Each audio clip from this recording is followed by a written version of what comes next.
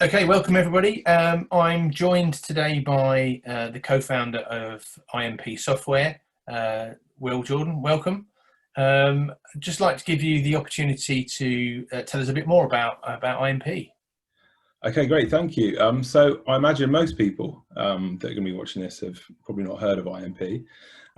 We're an organisation that's been around since February last year.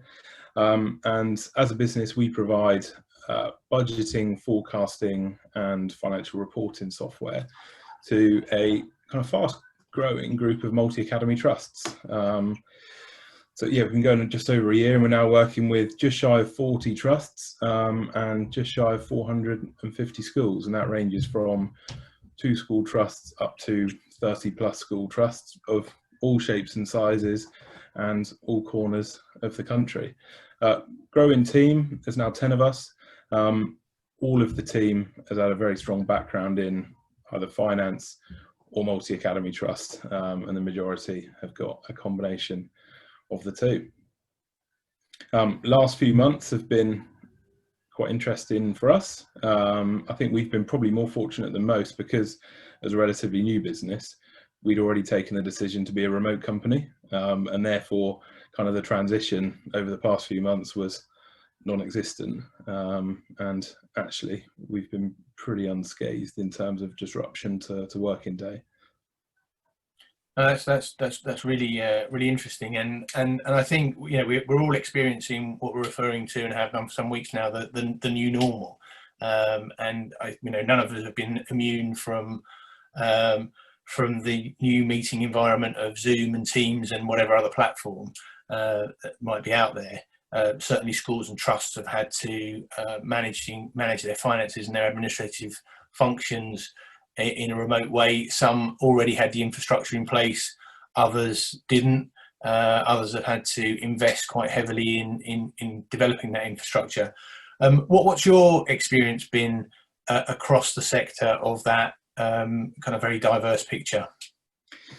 I think the first few weeks were interesting, and I think there was a real scramble for everybody in the sector to cope with everything that was going on, and IT was a fairly big part of that, but actually in the grand scheme of things a fairly small part of that. So it was actually trying to balance the two, and as a whole, as expected, the sector just worked heroically through that period, and it was fairly quickly that, certainly from a technology side and that adoption of those tools, was a pretty seamless jump, which, if you think how long organizations have been trying to introduce tools like that and embed that technology over years and years and years, for that to have been turned around and adopted so quickly and pretty smoothly in the backdrop of everything else that was going on and keeping schools open, I think it's been pretty incredible how quick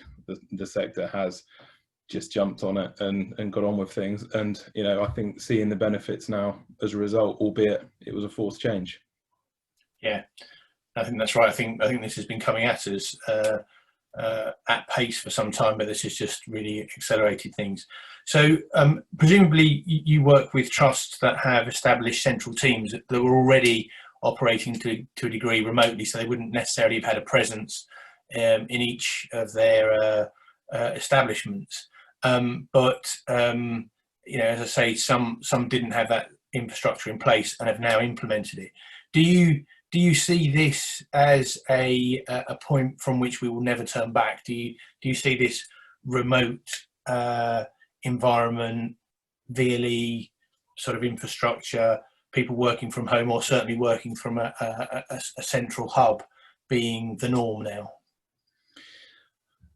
I think it probably gives the best chance possible of it sticking around. I do think the unique challenge with education is there will always be schools and there will always be teachers in schools. And I think that in its nature, and the fact that the children and the parents are always kind of in that school environment, will always put the pressure around schools to have on-site presence. I think outside of education, I think absolutely it will not go back. I think the mixture of home and on-site working will be purely based on the kind of human angle. I think it's been proven that from a work perspective, obviously depending on sector and nature of work, I think it works, and it's just getting that right from the human angle.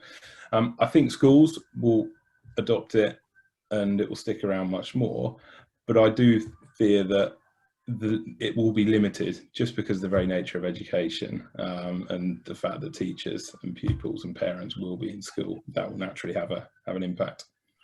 So I think that's absolutely right. That you can't replace the human interaction, the teacher-pupil interaction, and senior leadership teams need to be very accessible to their teaching staff, and so there will always be that physical presence. But I guess what I'm referring to, more than the pedagogical elements of a school operation, the finance and admin and reporting elements, could they be done off-site? Do you think that we're going to see more of that kind of activity, be it through a central hub or indeed people working remotely, and maybe a hybrid where people are spending some time in situ in the establishments, but perhaps some time away from the establishment? I think so. And I think a big driver for that, certainly around the finance process, is the authorization. The fact that over the past few months, schools have had to work out a way of authorizing transactions or procurement or whatever that might be without the ability to sign a piece of paper, or in many cases. And I think in many cases that was probably holding back the kind of evolution of the finance function, because there was still a big focus on handwritten and manual processes, whereas everybody's had to adapt, and many of those processes will have been changed. And I'm pretty hopeful that those changes will stick around, because in terms of just from an audit perspective and kind of fraud and risk, electronic processes are easier to audit. They're easier to place reliance upon, and also more efficient from a assurance perspective. When you look at internal and external audit, the whole knock-on impact of not having to be on site in filing cabinets, reviewing documents with signatures, can really then impact the way that assurance piece can be offered across education. I think we're already seeing that as well. Now audits are starting to happen, or certainly the preparation for audits are starting to happen. I think that would be a very different model moving forward if kind of technology is incorporated more into that financial assurance piece. I mean, I think it's interesting, isn't it? The authorization and requisitioning piece has been really difficult to. It's been one of those obvious efficiency gains, if you like, in a school environment, but one of the toughest things to extricate people from, because it's the way they've operated. Faculty heads placing orders, accustomed to having that physical interaction with the finance officer, queues during lunch times and break times to get those POs signed off, which eats into PPA time. So highly inefficient way of doing things. And to an extent, this has forced schools to find another way. And actually, if we can give teachers time back through e-requisitioning and other similar kind of approaches, then that has to be a good thing. And I think you're right. It's one of the things that we probably won't see, reverting to type. So that's I think a positive outcome. Just a couple of things in terms of that remote working environment. I just wondered whether you've got any insight into the extent to which monitoring and internal reporting has become perhaps a little bit more slack during the COVID period, or has it improved? So again, what we're accustomed to is monthly management accounts being produced, often printed off in hard copy and then presented to SLTs, perhaps taken to audit committees. And in the absence of those physical meetings, is that still happening? Are key stakeholders still being kept abreast of any financial forecasts and developments, and to what extent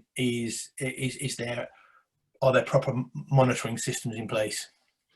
I think it's been enhanced. I think the kind of recent period has really enhanced that process, and that's based on need. You know, there's been times where the whole budget has been turned upside down each week in a different direction based on a recent announcement, and it was really difficult for finance leaders and, you know, governors and trustees to really understand the direction of where things were going. And it was a really risky period. I mean, education, you know, there's lots of challenges with finance and education, but broadly, you know, the income you're going to get, and you know when you're going to get that wasn't the case this year, in the past few months. So that focus on certainly outturn forecasting and projecting what the outturn would be, it was really difficult because there was no certainty. I mean, there's probably a bit more certainty now looking towards the year end, because there's, as we're recording this, 6 days to go.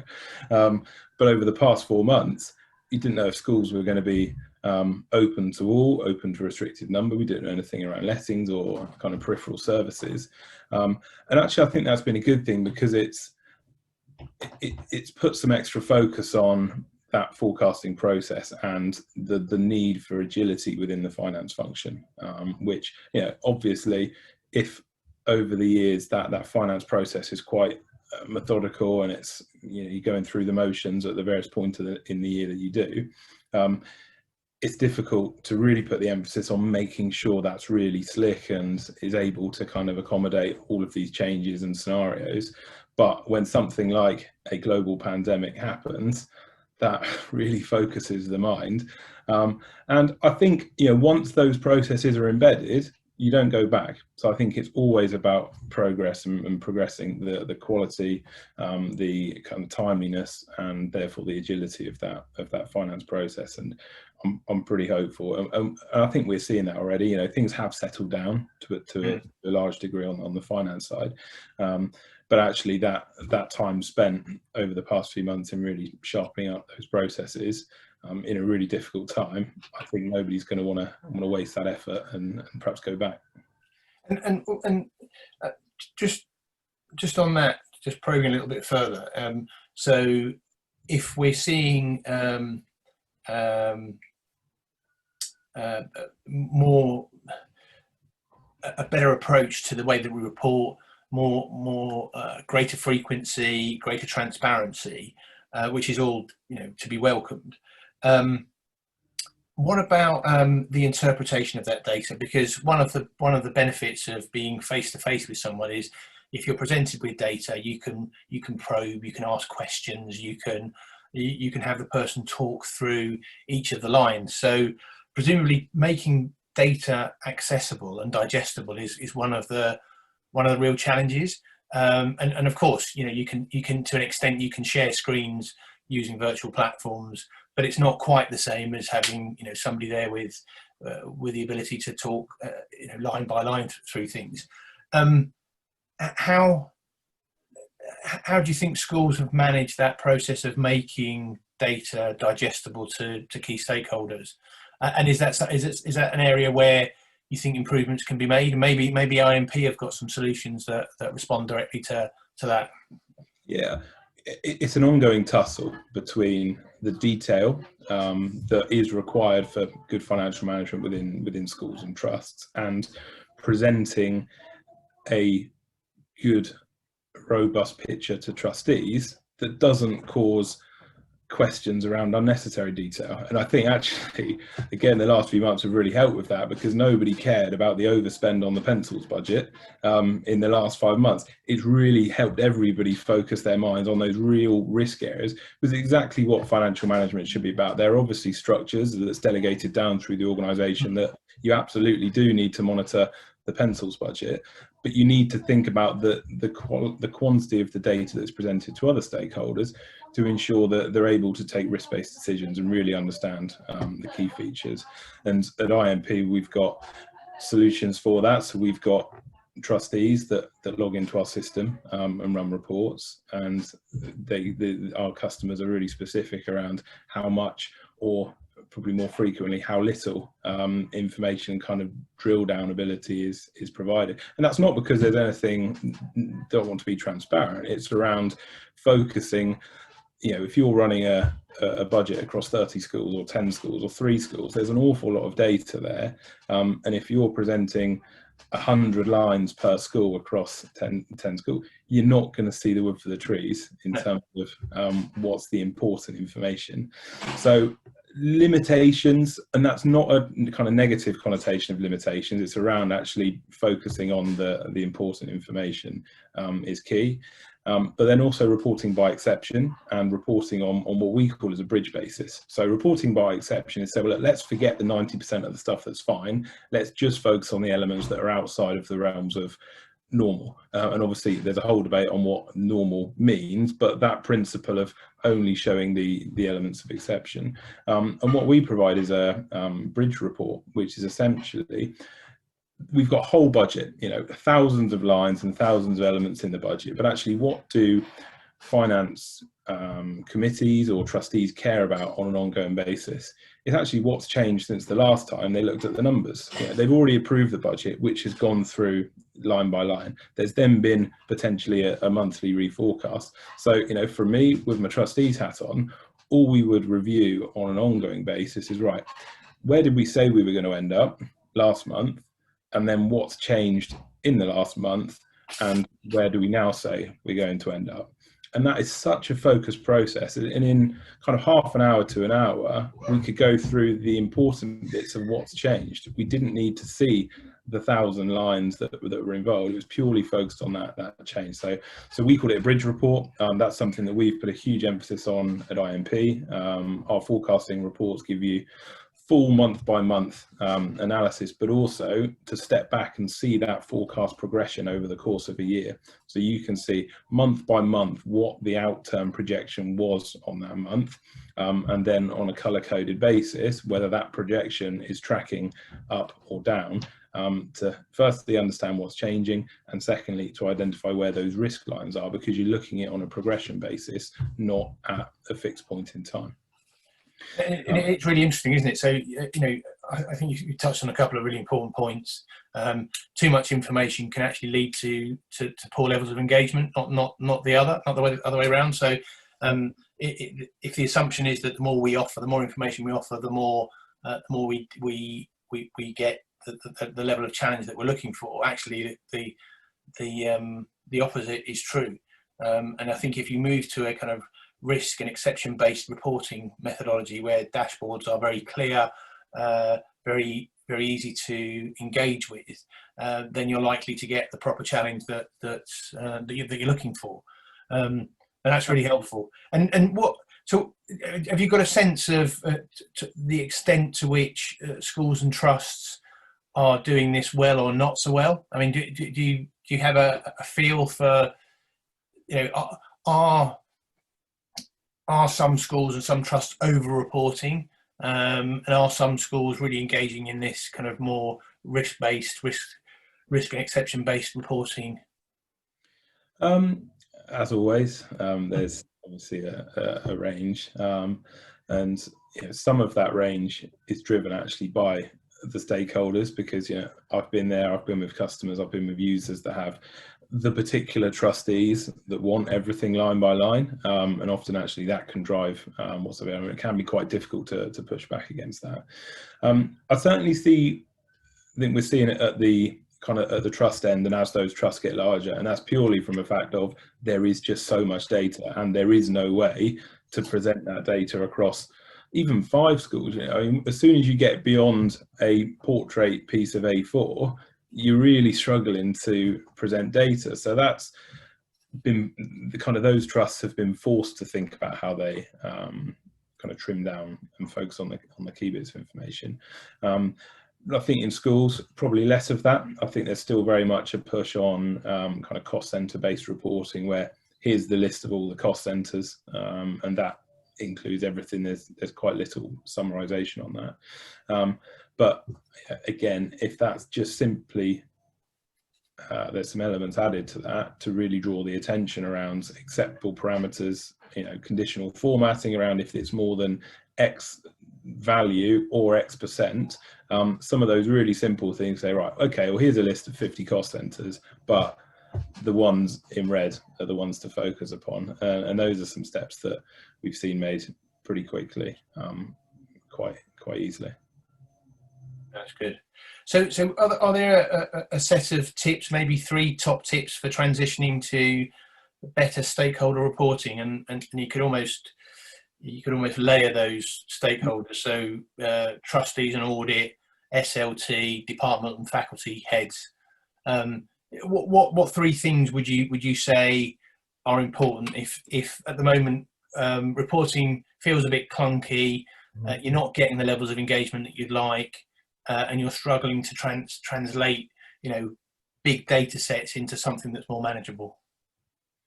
That's a really good question. Let me think about that for a minute.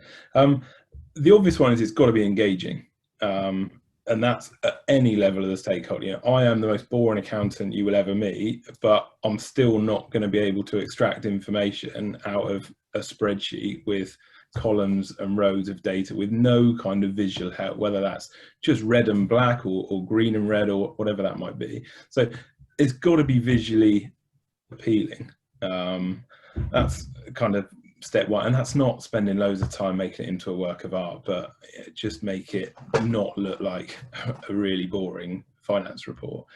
The next bit then, certainly when you move up to trustees, and I think with trustees as well, it's not about avoiding challenge, because trustees have implemented the scheme of delegation that puts in the internal audit, they've put in the CFO, they've put in those layers that's doing all of those important layers of challenge around, is there 2 signatures on the petty cash docket? What's the process for a £50 pencil? All of those are important steps in that financial management policy, but it's just about, okay, well, when we're presenting data to trustees, on those things, we see a RAG rated internal audit report. For finance data, we show a 3-year projection with some really high level indicators on the risk areas. And I think it's also useful as well to incorporate external information to that. I mean, benchmarking is a thing that will always get mixed emotions, and I understand the reasons behind that. But an extra perspective on numbers is really key. And whether that extra perspective is what we did last year, that's a factual perspective, or whether that extra perspective is some of the ESFA tools, whether that's around the SRMA self-assessment dashboards. There are various things out there, and none of them are the panacea in terms of comparing to this will be the way you can manage your trust. But all of those kind of external insights into what normal ranges might be are a helpful starter to guide that conversation. It just changes it from looking at a number that, and I know this, I remember, I think it was a few years ago, there was the top 10 questions all governors should be asking was out there. That was the big thing from, I think it was DFE, I can't remember where that came from. And I remember some of those. One of those questions is, what's the percentage of leadership costs in the organisation?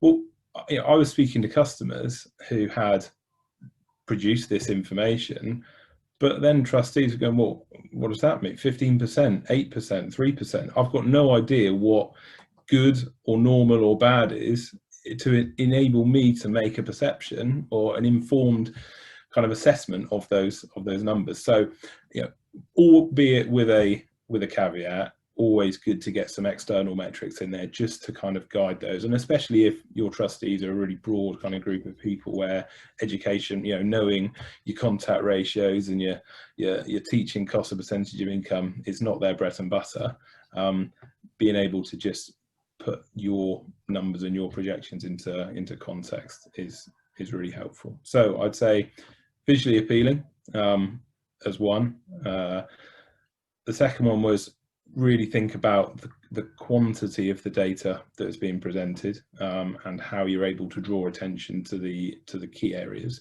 and then lastly, being able to incorporate an external perspective on whatever those might be. Really helpful. So just to play that back to you so that I've got it clear in my mind. So what we're saying is find a way of making the information digestible, so visually appealing, not lots of volume. So if it can be done using visual graphs and colours and all those kind of things, that's very good advice. Need to answer the so what question. So when we're presenting data and we're saying this is high risk, low risk, or no risk, then we need to be able to qualify that through triangulation, and triangulation would be a benchmarking of some description. And you could benchmark against previous historic performance, or you could benchmark with other schools, or you could use the toolkit that's available through the department. Is that broadly what we're saying? Yep, very much so. Very, very helpful. Very, very helpful. Just moving on to still up. Sorry. All right, I'm going to add a fourth point as well. Go. I'm going to add a fourth tip to my top 3 tips, which is invest in the process. And that's not invest in terms of spend money. It's whatever your reporting process is, make it slick. Because if you're spending 2 days a month preparing financial reports, that doesn't leave a lot of time for analysis. So whatever you produce, really put the emphasis on how is this repeatable and how am I able to do this in a relatively efficient way, because then the time is not spent on the preparation, it's spent on the analysis, which is sometimes lost when we think about these wonderful formats of financial reports. I'd much rather have worth looking reports that are quick. There's obviously a balance, but then you're able to spend the time on the analysis, because it's just the wrong way around if you're having to spend days and days to put these data sets together. And just on that, and again, really valid point. What I hear from school leaders, school business managers, FDs, CFOs, and the like is that transitioning from legacy behaviour or legacy processes means finding the capacity to go on that change journey. And what often the pushback is, I just don't have time to learn a new system, to integrate a new system, or to change what I've always done. So I just continue to do the things in the way that I've always done them, because the prospect of change is too terrifying. So what advice would you give to those that are stuck and entrenched in the old way of doing things, and how do they put their head above the parapet and look for new solutions, which may create a little bit of turbulence early in the early period, but actually will lead to much greater efficiency and time savings? Well, I mean, it's always starting with the why. Like if there's a recognition that there is a problem, that's because the data is not in a good enough format. The data is not comparable. It takes too long to prepare. There's generally why, and if there is no why, if you've not got any of those things, then that's job done, because you don't need to progress with change for the sake of change. But assuming a why has been established, the first step is to really create a roadmap for how we're going to change that. And that is not the daunting step. The daunting step is moving down that roadmap, but actually creating that plan first of all helps you to align. And it might well be that you create that plan and you can actually think, well, actually there's 2 or 3 easy points that I can really kind of chip away at without too much work. It certainly is a challenge, and it's the constant conundrum in terms of time and resource.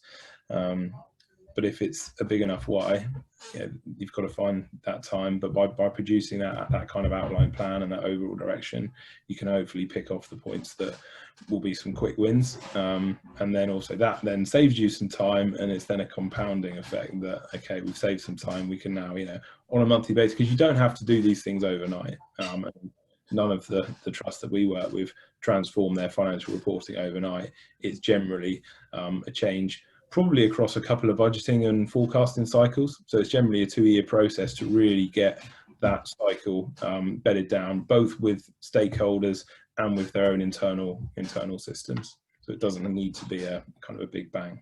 And without putting you on the spot, although I am going to put you on the spot, is that the kind of thing that IMP, for example, and perhaps other similar organisations would be prepared to hold school leaders' hands through? I mean, is it presumably it's not just here's a software solution, off you go, plug it in, and we walk away. It's a an iterative process of the software plus the guidance to make the transition.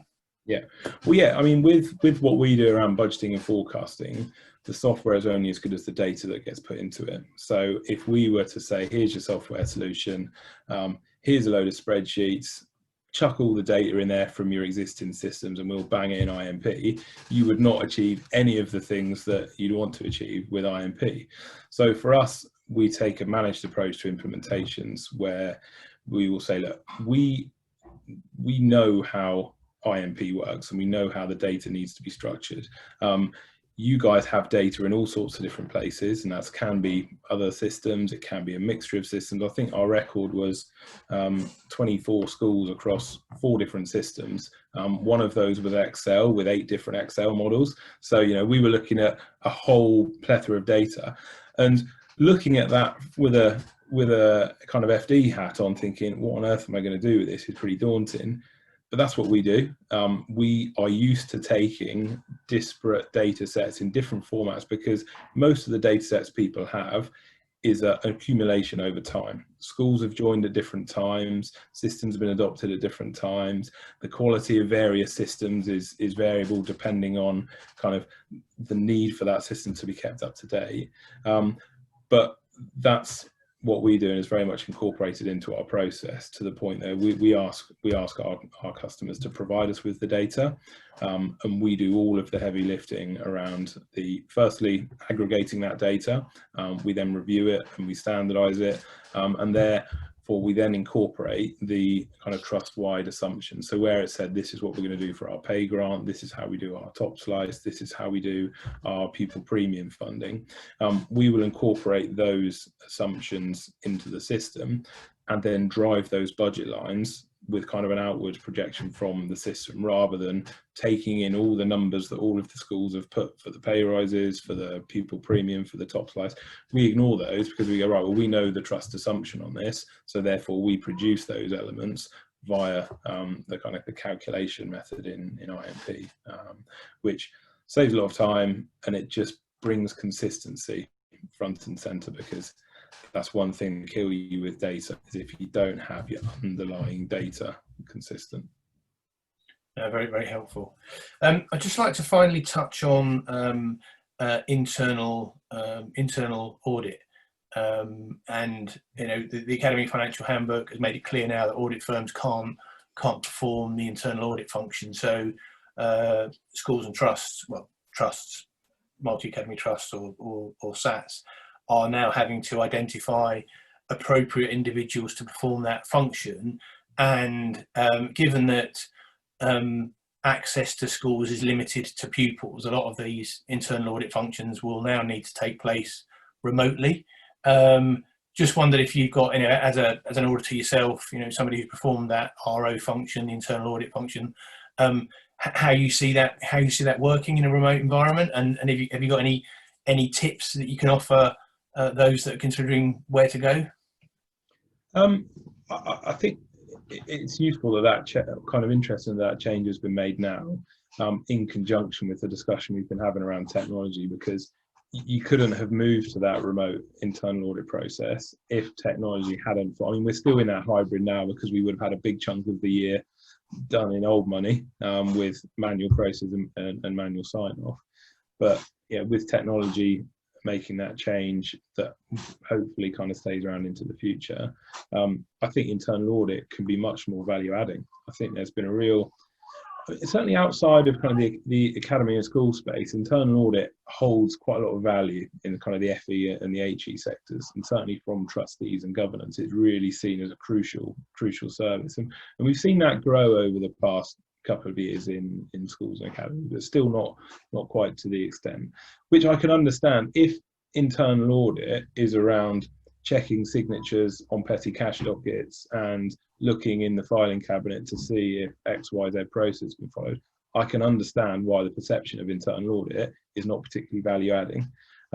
So I think by technology taking over more and kind of incorporating more of the financial process, it allows the scope of internal audit to become much more value adding, because it's not there rummaging through filing cabinets, having to drive out to different locations. It can be a really kind of focused approach, because once you've audited the technology and got trust that the technology is operating in the way that it's set out in the finance policy, you only need to do a quick sample check on it, and you've got confidence that that's applied across the hundreds or thousands of items. So I think the change will really help internal audit actually add value and look at areas that can be improved from efficiency. So rather it being purely an assurance piece, I think it can move much more into the kind of operating efficiency side and really be a valuable process and service for trust. Brilliant. Well, thank you, Will. All that's been really insightful, really enjoyable talking to you. Are there any closing comments you want to make? If you want to talk a little bit more about how people can get in touch with you and maybe engage in the IMP services, please go ahead.